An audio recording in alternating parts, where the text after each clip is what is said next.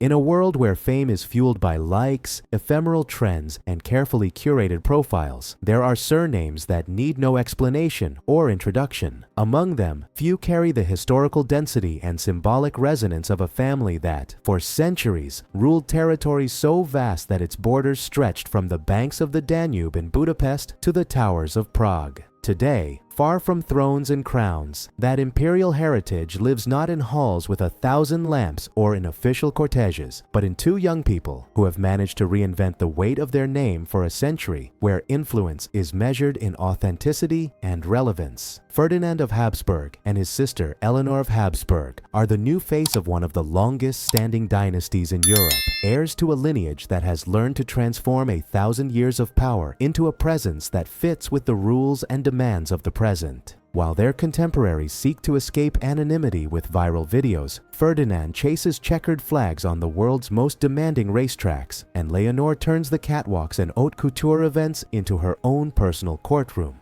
Her father, Archduke Charles of Habsburg-Lorraine, the current head of the family, has managed to maintain a fortune estimated at $15 million, a modest figure compared to the technological titans of the 21st century, but one that represents something much harder to measure: the symbolic capital of a surname that continues to open doors, generate respect, and maintain an aura of distinction that money cannot buy. What's truly fascinating is how they've gone from accumulating crowns to accumulating something that may be even more coveted these days: genuine credibility. They no longer rule territories, but they govern the narrative of what it means to be a Habsburg in a globalized, competitive, and digital world where blue blood no longer guarantees privileges but does impose responsibilities. The surname still has a particular magnetism. Currently, Charles's main residence is in Salzburg, Austria, an elegant and sober property that is a far cry from the monumental Schönbrunn Palace in Vienna, with its 1,441 rooms. Ferdinand and Leonor grew up in that smaller but history-steeped environment. He divides his time between training, travel, and international circuits, while she balances her life between working in fashion and her marriage to Belgian pilot Jérôme D'Ambrosio. Fernando isn't an aristocrat who occasionally poses for a photo next to a racing car. He's a professional driver with documented victories. He has competed in the 24 Hours of Le Mans, the German DTM Championship, and the World Endurance Championship, where in 2020 he achieved a historic victory in the LMP2 category at Le Mans, an achievement that isn't inherited, it's earned. Leonor, meanwhile, has turned her aristocratic bearing into a professional asset that transcends her family name. Her career in fashion has led her to collaborate with houses such as Dolce & Gabbana and to consolidate her own profile in European high society without relying exclusively on family inheritance. To understand the scope of this transformation, we must go back to the end of the Austro-Hungarian Empire. The Habsburgs began their documented history in the 11th century at Habsburg Castle in what is now the canton of Aargau, Switzerland. From there, through strategic marriage alliances and calculated diplomacy, they forged an empire. The famous saying, "You, happy Austria, marry, let others make war," defined their policy for centuries. During the reign of Charles V,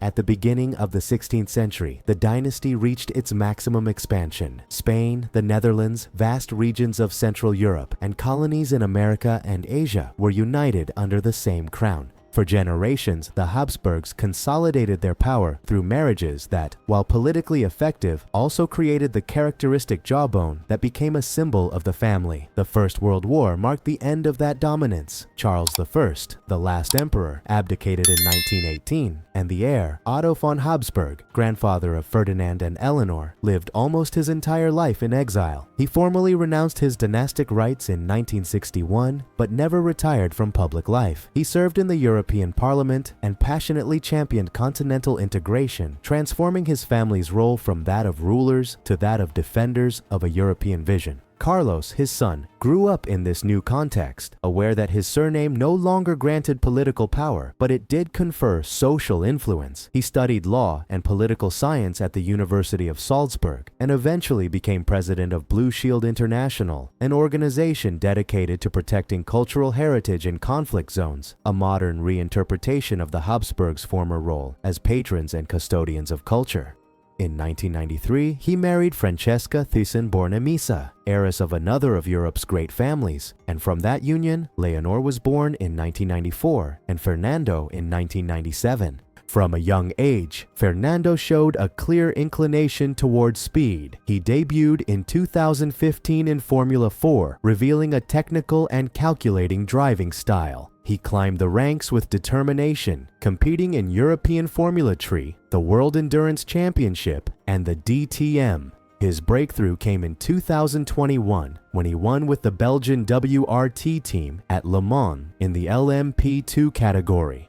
That victory, the fruit of discipline and talent, put him on the map of international motorsport. Since then, he has defended his place among the best, facing rivals with greater resources but no greater determination. Leonor has known how to play a different game. Her entry into the fashion world was supported by her presence and her surname, but she consolidated her position thanks to her hard work and professionalism. She has walked on renowned runways, appeared at exclusive events, and managed to maintain a controlled profile, avoiding overexposure. Her marriage to Jérôme D'Ambrosio, held in 2020, was an intimate and elegant affair, far from the imperial ostentation of past centuries, but imbued with the sober and refined style that characterizes the family. The great strength of this Habsburg generation lies in their ability to transform an imperial lineage into a contemporary personal brand. While many aristocratic houses have lost relevance, they have found ways to maintain their brilliance without relying on titles or privileges. Their father's work protecting cultural heritage is a reminder that the past can adapt to the needs of the present. Ferdinand has embraced the visibility and competition of elite sport, while Leonor has opted for a more selective presence,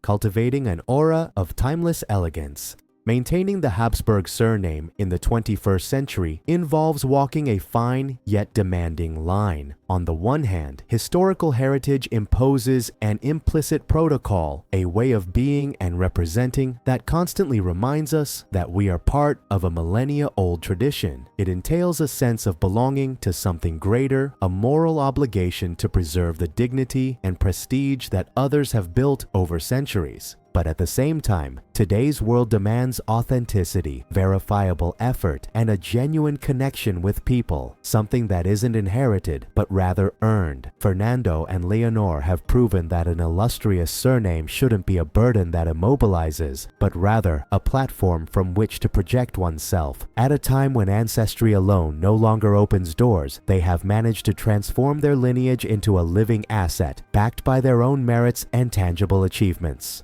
The distance between their lives and those of their ancestors is abysmal. Where once there were thrones, today there are pits and design studios. Where marriages were once arranged to consolidate alliances, today they are celebrated for love. Where once authority was inherited, today it is hard-earned. The Habsburgs of Generation Z do not rule empires, but they do dominate their chosen arenas. One, the most demanding racetracks. The other, the exclusive world of fashion and high society. And above all, they have demonstrated that a legendary surname is not a relic of the past, but a key that, when used well, can open doors in the present and continue to be valuable in the future. If this video left you speechless, imagine what's coming next. Like if you enjoyed the trip, comment on what impressed you most, subscribe so you don't miss any stories of luxury and power, and share it with someone who dreams big. We don't just tell stories here, we live them with you. Thanks for being here, and remember, the best in the world is yet to be discovered. See you in the next video.